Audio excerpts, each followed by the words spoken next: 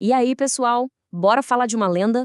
Hoje a gente vai mergulhar na história de um carro que é, sinceramente, muito mais que um carro. Ele é um verdadeiro ícone, tanto na tecnologia quanto na cultura pop.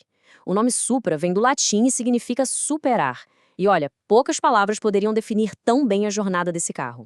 Essa frase aqui, ela captura a alma da nossa conversa de hoje. A história do Supra não é só sobre um carro esportivo. É, na verdade, uma saga sobre evolução. Pensa só, 5 gerações, cada uma refletindo uma nova filosofia de engenharia, de performance. Ele foi de um Grand Tourer, sabe? Um carro confortável para a estrada, para se tornar uma lenda absoluta nas pistas e nas ruas. Então, se prepara que o nosso roteiro tá demais. A gente vai começar lá nas origens, quando ele ainda era um Celica. Depois, vamos ver a grande revolução do MK3, o momento em que ele se tornou independente. Aí, claro, o auge, o MK4 e o lendário motor 2JZ. A gente passa pelo renascimento moderno e fecha com chave de ouro, falando sobre o legado supremo que ele construiu. Beleza, vamos voltar no tempo. Ano 1978.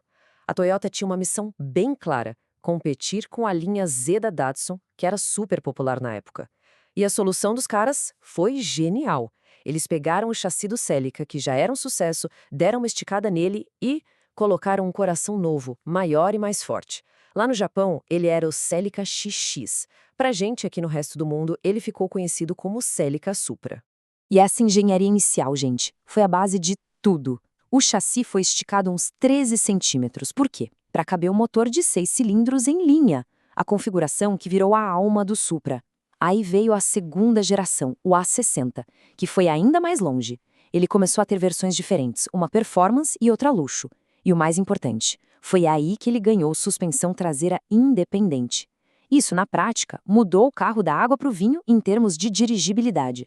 Ok, agora a gente pula para 1986. E esse é um momento crucial. É aqui que a história do Supra vira de ponta cabeça. É o momento em que ele finalmente corta o cordão umbilical com o Celica e se torna um carro com identidade própria.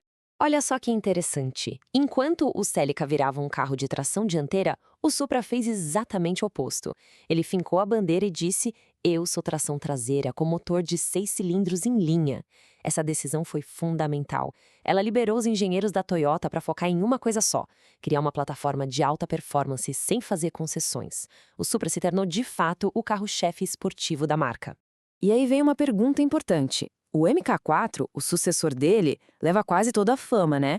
Mas por que o MK3, o A70, merece muito mais respeito? A verdade é que ele é um gigante por si só. Muita gente esquece, mas ele foi uma verdadeira vitrine de tecnologia na época. Foi ele que preparou o terreno para a lenda que viria depois. Então vamos ver o que tornava esse carro tão especial. Cara, a lista de inovações do MK3 é de cair o queixo. Pensa bem, ele já tinha uma suspensão super sofisticada, Double Wishbone nas 4 rodas. E não só isso, tinha até suspensão adaptativa, um sistema eletrônico que ajustava a firmeza dos amortecedores. Foi o MK3 que trouxe o turbo por Supra de verdade, para o mundo todo, com o motor 7M GTE. E o mais legal, lá no Japão foi com ele que estreou o primeiro motor da família que viraria lenda, o 1JZ GTE. E para quem tá pensando em ter um clássico desses na garagem, ó, anota aí umas dicas. Primeiro de tudo, ferrugem. Carro com mais de 30 anos, esse é o inimigo número 1. Fica de olho nos arcos das rodas, soleiras. Segundo ponto, a junta do cabeçote do motor 7M. O motor é um tanque, mas essa junta era um probleminha de fábrica. É crucial ver se ela já foi trocada por uma melhor. E por último, mas não menos importante, procure por sinais de infiltração de água. Isso pode esconder muita dor de cabeça. Agora sim, a gente chega na geração que transformou o Supra em um mito. Em 1993, nasce o A80, o famoso MK4. O design dele, todo arredondado, já era de outro mundo. Mas o que estava debaixo do capô? Ah, aquilo era uma obra de arte da engenharia que viraria o santo graal dos preparadores. O motor 2JZ. A mágica do 2JZ, o segredo dele, tá aqui, o bloco de ferro fundido. Pensa só, a indústria inteira estava indo para o alumínio para deixar os carros mais leves, e a Toyota fez o contrário, escolheu a robustez do ferro. O resultado foi um motor que a gente chama de superdimensionado, ou over-engineered. As peças internas originais dele aguentam, sem quebrar, muito mais que o dobro da potência de fábrica. E foi isso que abriu as portas para um mundo de customização que a gente nunca tinha visto antes. Vamos comparar os dois irmãos JZ. Um JZ que a gente viu lá no MK3 é um motor incrível, que adora gritar, adora rotação alta. Já o 2JZ é outra praia. Ele é maior, tem 3 litros e o curso do pistão é mais longo. Isso significa o quê? Muito mais torque, muito mais força logo de cara em baixa rotação. É essa patada inicial que os preparadores amam. É a base perfeita para construir potências absurdas. E olha que legal essa comparação. O mesmo motor, o 2JZ, tinha receitas diferentes dependendo do lugar do mundo. Os carros do Japão, os JDM, usavam turbinas com rotores de cerâmica, que enchiam mais rápido, dando uma resposta mais arisca na cidade.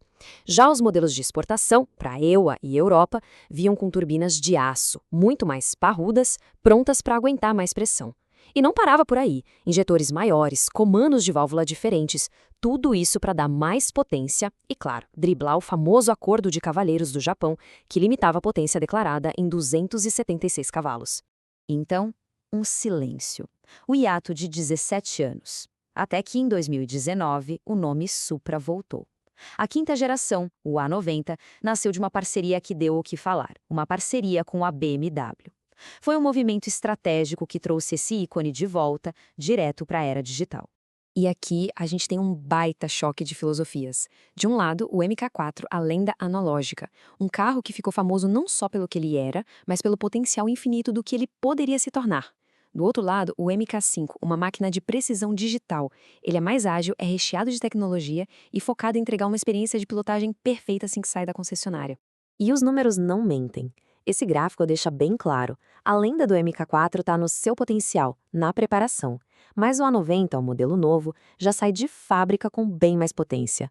É o retrato perfeito de como a performance dos carros evoluiu em quase 30 anos. Mas aí fica a pergunta, né?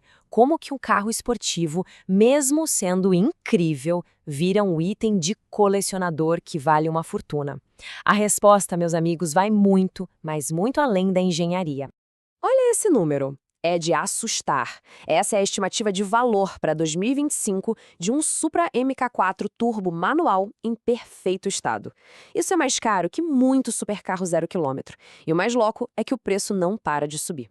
A valorização do MK4 foi uma verdadeira tempestade perfeita. Primeiro, ele virou um ícone da cultura pop, principalmente por causa dos filmes. O motor 2JZ, como a gente viu, tem um potencial quase ilimitado. Além de importação de 25 anos nos Estados Unidos, ajudou muito. E tem o câmbio manual Getrag V160, que é raríssimo e quase indestrutível. E a ironia de tudo isso? Num carro que ficou famoso por ser modificado, os mais valiosos hoje são os 100% originais. No fim das contas, o Supra é mais do que um carro. Ele é um monumento à era de ouro dos motores a combustão. É um testemunho da paixão por uma engenharia que colocava a durabilidade, a alma do carro, em primeiro lugar. Ele representa a paixão de uma comunidade inteira, espalhada pelo mundo todo. E tudo isso nos leva a uma última reflexão.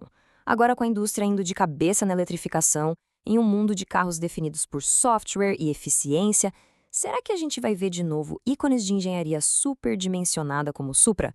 Carros que foram feitos não só para serem rápidos, mas para serem, de certa forma, eternos na sua engenharia? Essa é uma pergunta que só o futuro vai poder responder.